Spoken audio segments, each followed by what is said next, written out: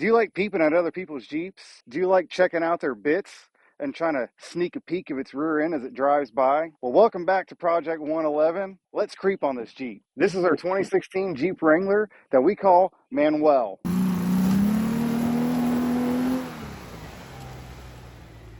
It's got a tiny little V6 in it with a 6-speed manual transmission. It's sitting on a 4.5-inch long arm lift kit from BDS with Fox shocks. It's got 37-inch Milestar Patagonia MT2s wrapped around some 17x9 KMC wheels.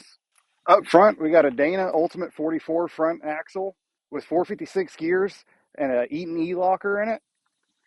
That was replaced after our accident that we had at the end of 2024. It was a really nice upgrade from the Dana 30 that we had in it to begin with. We've got the RPM 1-ton steering upgrade with the aluminum drag link and tie rod. The Steer Smarts Yeti Extreme. Wait, what is it called? Steer Smarts Yeti XD. It's got the Steer Smarts Yeti XD track bars front and rear on it, and those things are extremely heavy duty. They're really thick. Just the front track bar weighs more than the drag link and tie rod put together.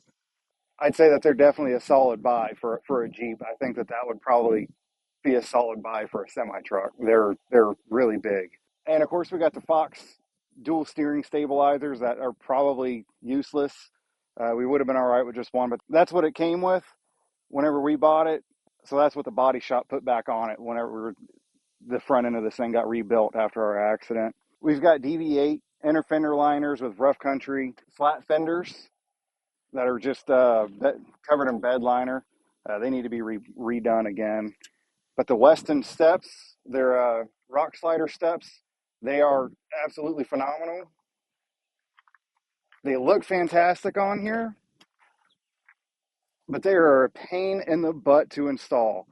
You have to mock everything up. You got to drill out every one of these holes, put in nut certs, and put all the bolts in. I ended up having to get larger bolts to put in it with more of a flange head. But all in all, the install, it took quite a long time, but they're very worth the effort that you put in because, I mean, just look at them. I mean, you only get about an extra inch or two of step space there, but they are really, really nice for it, and they're going to protect the Jeep. This is really thick, heavy steel, and they're coated very well. I'm very happy with this purchase. I think they're somewhere around $600. Up front, we got a little bit cheaper stuff. So this is the Nightlight light bar mount. I think it's supposed to be a 52-inch, but I had a 50-inch amber light bar that I got for like $30 off Amazon. So that's what we put on it. I just had to find some nice aluminum spacers and some longer M6 bolts to put in it. It's really shocking how many bolts you can find on Amazon. M6 flange head bolts, M8 flange head bolts. I mean, everything that I needed to make this thing work how I wanted it to was on there because the bolts here just weren't quite long enough to mount my doors off mirror brackets. So we ended up having to get ones that were just a little bit longer. And then, of course, I just put the extra one in there for, to make it look right. You've got the Oxbeam 7-inch round lights. These things are fantastic. It used to have some rough country 4-inch square pod lights up here. They were more of a floodlight, and so it did more of reflecting off of the hood and blinding you than they did lighting up the road. These are more of a spotlight kind of setup, and so they actually light up the road for you. But another cool thing that this Jeep came with were the bumpers. Thankfully, we didn't have to buy these because they're ridiculously expensive for what you get. I think that the previous owner of this Jeep lived in South Louisiana, and so it looks like they spent a lot of time at or near the beach because these things got rusty really fast.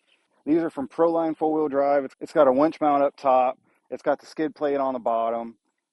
It's pretty functional as far as that goes, but I don't like how whenever you put a winch up here and, the license plate, that your winch is going to be blocking off your radiator, and these things have enough cooling issues as it is. Even with the cool vented cowl induction hood, we do still see it kind of rising up to about 230, and I don't like that. If you come around back, we'll show you the rear bumper. And so this is the matching rear bumper for it. It actually held up a little bit better than the front one, surprisingly. But we've got Nightlight inset light pods in here. The dude before us put a rough country exhaust on the back. I'm not really a fan of it. It does its thing. It doesn't sound bad, but it's definitely showing its age at this point, and I'm too cheap to change it out. Of course, this thing's got the swing gate for the tire that rattled like crazy, and that's why we don't have a spare tire up here. But it does function very well for holding my air horn and my air tank on here, so we do have onboard air. It's pretty awesome. Stay there.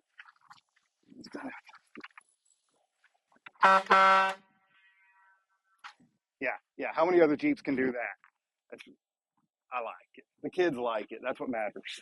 Our onboard air is just an airlift system that I had from a previous truck that I, of course, pulled off of it. I'm not really a fan of this older style airlift pump that was on it. Eventually, I'll get a new one. This one's wearing out. This is the second one that I've had of it.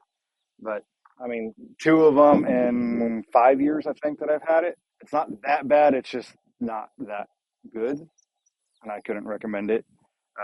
As far as airing up tires goes, it is painfully slow to air up tires. And of course, back here we've got the factory Dana 44 that came with it, but we have had it re-geared to 456s with a True Track in it. So now whenever I need traction, I actually have all four tires spinning, and so it really helps.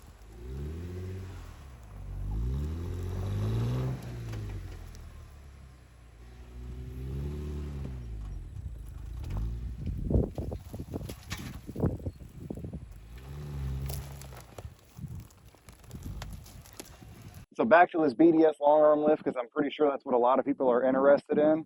Um, it is a really good quality lift. The ride quality is a little bit firm, but it's also a very planted ride. It drives and handles better than any other Jeep that I've been in personally. I test drove the other four used Jeeps that were on the lot.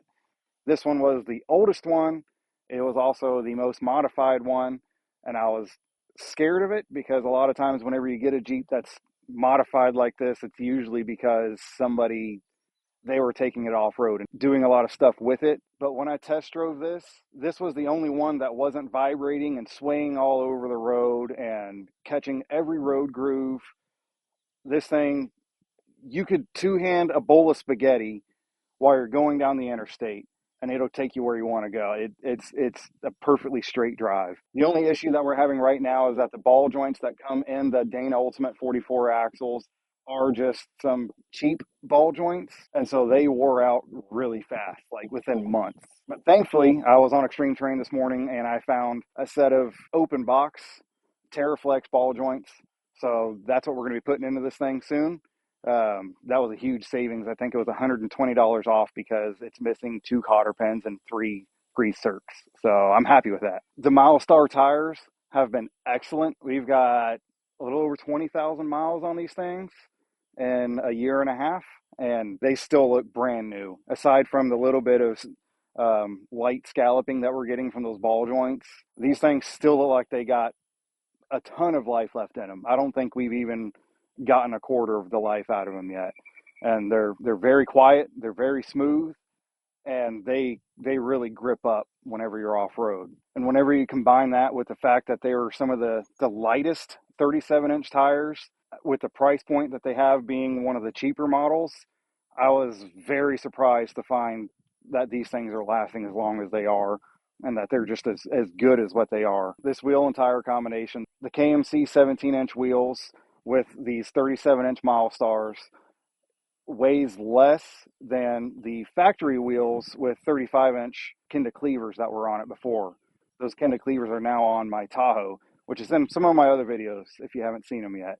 And since I know that your eye is drawn to my hook, uh, that was actually a big 20-ton crane hook that I found when I was working at a dock. It was sent in a scrap container when I was out there, and they let me take it home. So I had a local welding shop turn it into a tow hook for me. I almost forgot to mention that this thing also has an Adams front drive shaft in it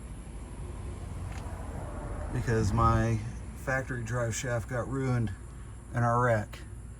Still got the crappy rear drive shaft though. I'm sure a big question that everybody has is what kind of fuel mileage does this thing get? Because that's a question that's always on my mind when I look at other people's builds. Right now, Manuel's getting 13 to 16 miles to the gallon, depending on if we're driving in town or on the highway. And I think that's very acceptable for a tiny V6 that's trying to push 37-inch tires. Those 456 gears really help push it through. And the only time we ever have issues is on really, really big hills. Sometimes we got to downshift into fourth for them, but really every car does. I think that even a stock Jeep would have to downshift in these hills. Do I think 456s was 100% the correct choice for having 37-inch tires? We probably could have gone to 488s and it would have been just a little bit better for us. But at the time, I didn't think I was going to be putting 37s on it. And now I kind of want 40s. So I guess we have to re-gear again and get another axle that's stronger. These things are a huge financial money pit, but not as bad as buying a swimming pool. If you want a money pit, go buy a $300 swimming pool from Walmart. See how well that comes out. I'd rather work on this. So anyway, that's going to be it for us today, guys. This was just meant to be a quick introductory video to Manuel. Y'all have a great week and stay blessed.